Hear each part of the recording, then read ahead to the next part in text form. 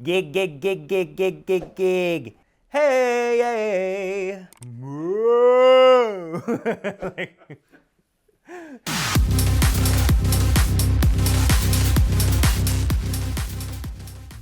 So I'm really passionate about creating things, especially music and telling my story in my own way.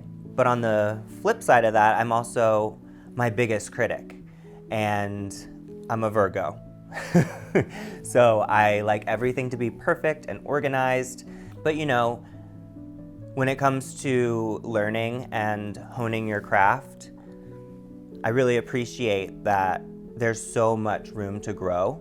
To be honest, after watching my live performance, there were several places that I was just like, oh, I should have really trained harder for that note, or I should have been more present in the moment to be able to change that. As successful as the show was and all the amazing feedback that I got, I know that there's so much room for me to grow and expand and improve.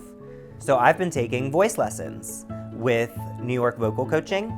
My vocal coach is named Christy, and she's amazing. We've been working together probably for close to a year, on and off. I like to go in as I'm preparing for certain projects or performances. Na, na, na, na, na. Do you feel the difference? Yeah, Okay. there's more power behind it now. More power. Especially after my practicing this morning. It was not great this morning. Well, that's fine. At least you used it. Sometimes even Yeah. if we have a terrible warm-up, it's better than if you didn't. It's good. Yeah, Christy's really great. We have a lot of fun working together. We just really kind of click. Some of the funniest things you'll ever hear come out of my mouth will come out of my mouth during voice lessons.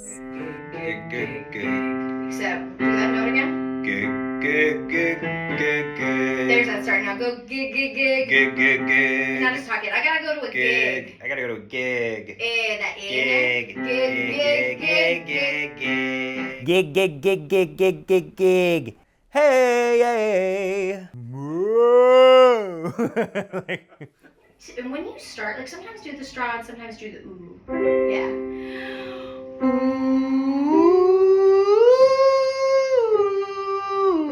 I keep thinking that like bad singer. See, there's our note. One technique that Christy really taught me to clear your vocal pathway is through a straw. You can either blow through it into water, or you can hum the chords of what you're about to sing.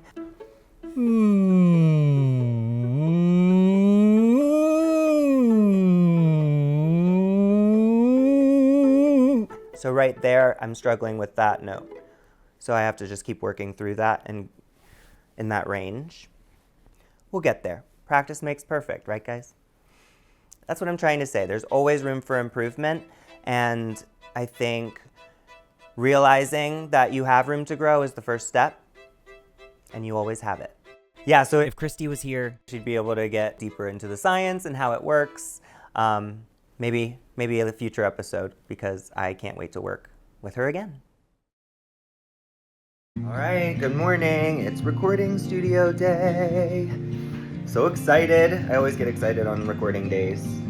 Been up for about an hour since 6:30. Getting ready to take these ones to school. Then I'm gonna go for a run. About to make some coffee. It's gonna be a good day, you guys. We're going into the studio to record 7:32 and Shut Up and Listen. So on a typical recording studio day, I like to go for a run. I like to wake up early, I like to put on my headphones and go for a long run just to clear my head, clear my lungs, and get my breathing going, everything. Just get in the right headspace. So we're heading to the studio, and I'm starting to feel a little nervous, a little anxious, like I usually do. Ever since my first session, I've always kind of needed to take the edge off. So I stop at the corner store for a bottle of my friend Woodford Reserve, and we head to Mirrortone Studios. So there are two engineers I usually work with at Mirrortone. We've got James and we have Colin. Today we get to work with Colin. He's amazing. Let's go hang out with Colin and Electropoint. the next several hours.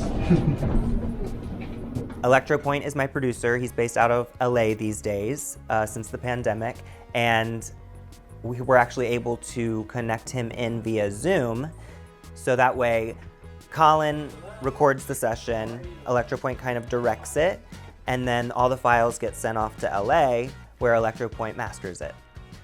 It's just pretty wild how you can be in New York and your producer can be in LA. You're connected via Zoom and having a recording studio session. It's pretty cool.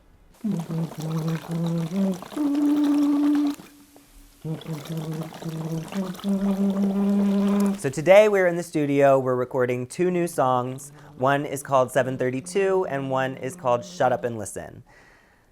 They're both really special songs. Shut Up and Listen is just kind of a dance song, and it's about kind of not being seen or heard by your peers or by the professionals in the industry.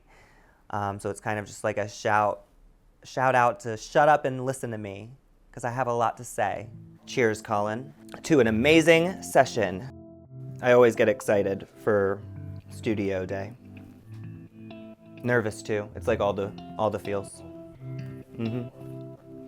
It's like exam day, right? Isn't this a cool space? It feels good in here. Now, a lot of the times when I'm making art or making music, and I'm sure a lot of you can relate, there's just so many opinions being thrown at you. Like, maybe you should do it this way, try this. And I welcome all criticism if it's constructive, and you should too, but a lot of the times it's not. So I try to tune out those critics and just try to be true to myself and create the art that I envisioned it to be. So yeah, take the opinions with a grain of salt and just tell them to shut up and listen. Maybe something like that. Just shut up. We're gonna work through that for sure. I think I wanna start with, shut up and listen. Gotcha. Well, I will shut up and listen as soon as you hit record. So a lot of the times when I have these little ideas, I bring them to Electropoint, the producer extraordinaire, and he's able to execute them. And whenever I hear the final product, I'm just like blown away because it's better than I could have even imagined. I love working with Colin. It always feels like we're on a movie set. He's like, all right, take 2, we're moving on, using all the lingo.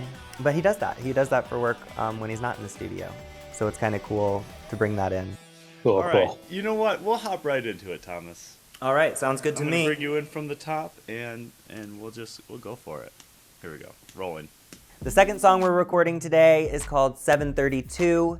This is like a really deep emotional song for me. It's like a song kind of about the past haunting you. And for me, a relationship that happened over 10 years ago, maybe even 15, is still kind of creeping, following me, in the shadows. So my ex used to call or text me at 7:32 a.m. or p.m., whether he was at work or across the country, on the other side of the world, or sitting on the living room couch to say I love you.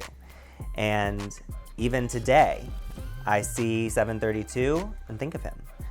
It's on my insurance cards, my kids' insurance card, which I think is weird. The area code for New Jersey is 732, so I see it plastered on buses and trucks all the time. I don't know if you guys have little things that haunt you from past relationships, but that's definitely one for me. So I had to write about it and tell it to be gone. Silky smooth, Thomas. So most of the time when I write songs, it's about a life experience or something that I've gone through that may not have necessarily had closure. And this is one of those songs. Is there anything that haunts you guys, like from your past relationships? Please tell me I'm not the only one. Let me know down in the comments because I'd love to hear your stories. So one idea that I had, an artistic choice that I wanted to kind of play with, was to metaphorically kind of make the song a phone call on both ends. Like in the beginning, it would start off with, the phone call I would often get at 7:32 and end it with the doo-doo-doo, The number you are trying to call is no longer in service. Please hang up and try again later. Like, I'm no longer reachable. So leave me alone with the 732. So often when I have an idea in my head, I bring it to Electropoint and he's able to execute it. And I love that so much because we work so well together and we're able to kind of share our artistic opinions about what we want it to sound like. And then when I hear the final product, I'm blown away. Like, it's so much better than I ever could have thought. Thank you, Colin. Oh, you're so welcome. So I recently sent out like an email blast through this app or website called Rapunzel, rep with R-E-P, like representation. And it's a service where it connects you with all the theatrical and commercial agents in your city. So in New York, I paid a fee and obtained a list of 99 talent agents in New York. And through this service, you're able to write your cover letter, link all your websites, and attach your headshots. So after sending my letter out to 100 talent agents, having them all open it and having 11 of them click on a link, one of them responding to my follow-up, I felt the rejection, even though it was put nicely. I felt it. So, for me, I've always gone by like this whole mantra of the more times you hear the word no, the closer you get to the word yes. And as Lady Gaga says, there could be 100 people in the room and all you need is for one to say yes, kind of thing. I think I'm gonna wear this, but I really wanted to wear this. That's it. That's the one. This fit me yesterday. Do you see the tag? Do you see the tag? Oh, well, okay, so we should This be was suing. washed and dried. This is Giorgio Armani, and this You don't wash shrank and like dry. this? Benjamin now has a new shirt. Class action lawsuit. Class action lawsuit. So the absolute best part about making music or art in general is sharing it. And it just so happens that when I got the email from Electropoint with my 2 new tracks, my friend Nathanael was here with me. We were getting ready to go to happy hour, so we got to enjoy the music together. To make it hit harder, I put some additional stees on your vocals and played an additional guitar line in the vein of 732 on it, kind of give them some shared DNA. It's actually really funny. I was struggling so hard to connect my Bluetooth speaker with my phone so that we could listen to the music. It took way longer than it should have, but we got it working. And a really cute thing that made my entire day was my kids came running in and started dancing to my new music. Now, Nathanael and I haven't known each other for very long. Like, I feel like we're around like the 6-year, 7-year mark, which, yeah, that's a long time, but like, it feels like we've known each other forever. And, he's always felt like family to us. He's the funkle. Yeah. Pizza. We call each other Benches. Hey, Bench. How's it going, Bench? 10 people in the picture and we all could have our eyes closed and he's like, that's the one. That's the one. I've gotten better about it, though. I first met Thomas in 2014, 2015. I moved here in 2013, and we met through some mutual friends, I think at a club, and we just hit it off. He was one of the sweetest, friendliest people I had ever met at that time, and so we just started hanging out in the same group. So that's where our friendship began. I thought that Thomas was a very friendly, approachable person. He just kind of beams a warmth and a really friendly aura. Somebody that you naturally felt comfortable with right from the start.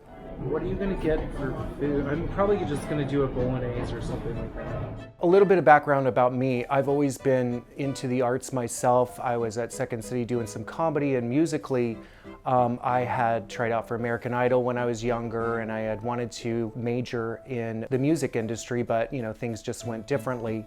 And so when Thomas mentioned that he was writing music, I was just naturally drawn to it, things in common together.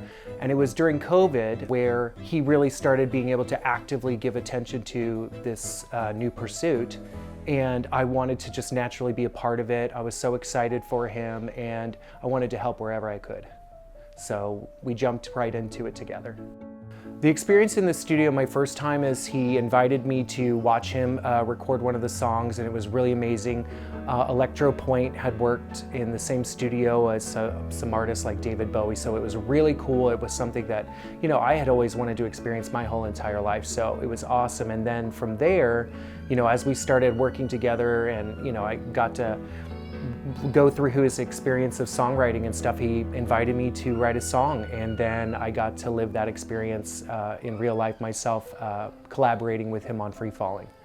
To understand the process for Free Fallin', which was the song we sang together, you had to understand the entire kind of magnum opus that Thomas was developing. So he talks about executing the vision, but his entire album goes from basically, you know, this kind of infant stage of building music, and then throughout it, it was about life experiences. And I think Execute the Vision, which he had just recorded at the time, was about, you know, having a dream and making it happen.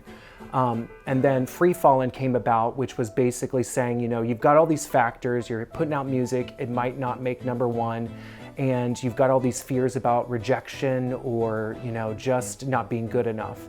And so Free Fallin' was about, instead of like letting that fear inhibit you, you just jumped into the void and embraced that fear, and you would come out on the other end. So the whole concept was you dive into that fear, and at the end you just take flight, and you catch that wind, and you've embraced that free fall. And that's how it was born. It was, you know, the next step in executing the vision was getting past your fears. And it was the right thing for me personally too, because I've always had some fears about my own artistry. And so that song just made sense to both of us. Free Fallin' ended up being this amazing, wild concept that Thomas put together. And, you know, I mean, it was throwing things together like tarot cards and witches and wizards. And we ended up booking this place in the mountains, really remote. I'm talking like, even when we parked and got this Airbnb, we still had to carry a generator that was like, I don't know, Thomas and I and the producer, Chris, got there first, and we were like carrying 100-pound things up. Like, it felt like half a mile up this steep cliff, and we had to hook up lights and everything because we were so remote. I mean, I think they even had a bathroom, which was essentially a bucket. So, I mean, it was really remote. And so we decided to have a couple drinks and start getting the set set up. And I walked over to use the restroom in the wilderness and looked up, and probably 10 feet away from me, there was this bear standing on its like hind end. And, you know, me, a little buzzed and super excited, looked up and saw this bear and just screamed and like went, ah, a bear. And then I ran, which you're not supposed to do, because I guess it can provoke a bear. So immediately I ran over to Thomas and Chris, the producer, and they didn't believe me at first, and then we all looked, and there was this bear just like within 10 feet of us. Oh, the bear? Yeah, how could I forget? You know, Nathaniel's a funny guy, and he likes to make jokes, you know? So when we see him running from the bushes going, bear, bear, we're all like, what? But sure enough, there it was, standing on its hind legs, and we all were just kind of petrified for a moment, not really sure what to do. Because I know you're like supposed to run zigzag, or no, that's an alligator. See, I don't even know what to do with a bear. So luckily, it came down and started walking away, but we were definitely freaked out. We were like, we have to sleep here? With a face like this, I always should be in front of the camera, but just kidding. In all seriousness, actually getting to do a real music video, and let me say this too, it's not like this stuff just happens. You know, we worked hard to build the concept, fund it, get everything together. You know, it really gives you a sense of appreciation for production. But once we got into the music video, you know, the producer and Thomas had a lot of great direction. We had really planned and prepped to have the concept in mind. Thomas played multiple characters, you know, the witch reading tarot cards, and he had like the blind bandaged person who was lost, and then, you know, trying to finding himself. And then I got to play this wizard, which was just a lot of fun. It was like Emperor Palpatine meets, you know, like celestial magical, you know, person. And I had some amazing contacts in, which kind of like just let me like fall into the character. So it felt natural at the time. We were just so excited because we had worked so hard to build up for that moment that, you know, we just free fell into the characters, and it ended up coming through in the music video. I'm so lucky to have him as a friend. I love him so much, and I just feel like it was so special to be able to create something together. Our friendship is so special, and it's so real, and I'm so lucky. You know, he's part of our New York chosen family, without a doubt. Love you so much, Bench. When the kids were born, he and his husband bought me a shirt that said, "Best Gunkle ever." So it was like gay uncle, and I was like so happy because, you know, who else is getting that kind of gift and things like that. So they're always thinking about me and doing something really special, and that's how I know, you know, I'm loved, and I love them back equally, if not more. And Thomas and I can have a debate about that, but I won't go into that now.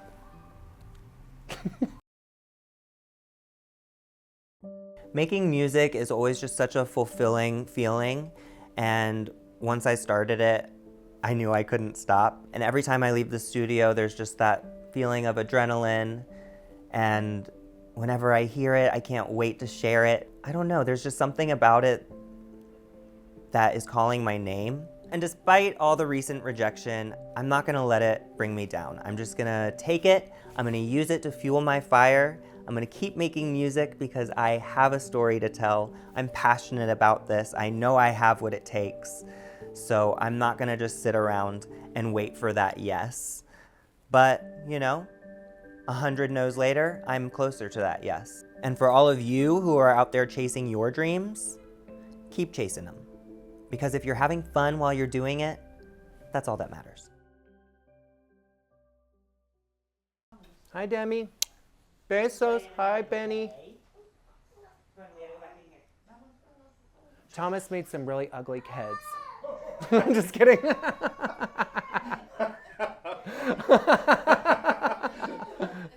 Solamente estoy bromeando. Te amo. Sí, exactamente.